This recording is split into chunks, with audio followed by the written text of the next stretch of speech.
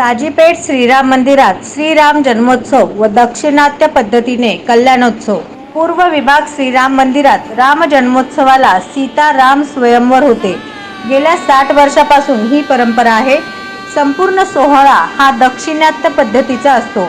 स्वयंवर सोहळ्यानंतर प्रभू श्रीराम, सीता आणि लक्ष्मणाच्या उत्सव मूर्तींची सुंदर फुलांनी सजविलेल्या रथातून मिरवणूक काढली जाते। पूर्व विभाग श्रीराम मंदिर एकमेव आहे जेथे रामनवमीला सीता स्वयंवर होते। दुपारी 12 वाजता प्रभू श्रीरामांचा पाळणा हलवला की विवाह सोहळ्याची लगबग सुरू होते। सीतामाईंची उत्सव मूर्ती दत्तनगरातील दत्त मंदिरात ठेवण्यात येते। तिथे प्रतानम करून पालखीने दाजी पेठेतील राम मंदिरात येते। 4:30 ला सीतामाईंचे आगमन झाले की प्रभू श्रीरामही विवाहस्थळी येतात। वेद मंत्रोच्चारात कल्याणोत्सव मोठ्या उत्साहात साजरा करण्यात येतो। दोन्ही उत्सव मूर्तीवरील वस्त्रे, आभूषणे दक्षिणात्य पद्धतीची असतात।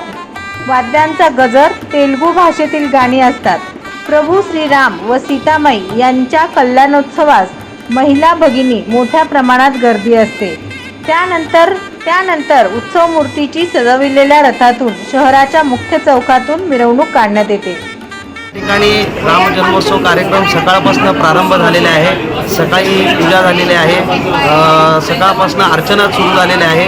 दुपारी 12 वाजता राम जन्मोत्सव झालेला आहे। त्याच्यानंतर महाअभिषेक झालेला आहे। महाअभिषेकानंतर सीतामातेला प्रधानमसाठी पाठवलेलं आहे। त्याच्यानंतर 4 वाजता विवाह संस्कार होणार, विवाह सोहळा होणार आहे राम जन्मोत्सवाचा। विवाह सोहळ्यानंतर हवन होणार। हवनानंतर ज्या मूर्ती आहेत देवाची ते रथामध्ये बसून पूर्ण रथाची प्रदक्षिणा शहरामध्ये फिरवणार आहेत। इथं हजारो लोक म्हणजे 30-40 लोकांचं दर्शन होणार आहे। सकाळपासून दर्शन चालूच आहे। जय श्रीराम। जय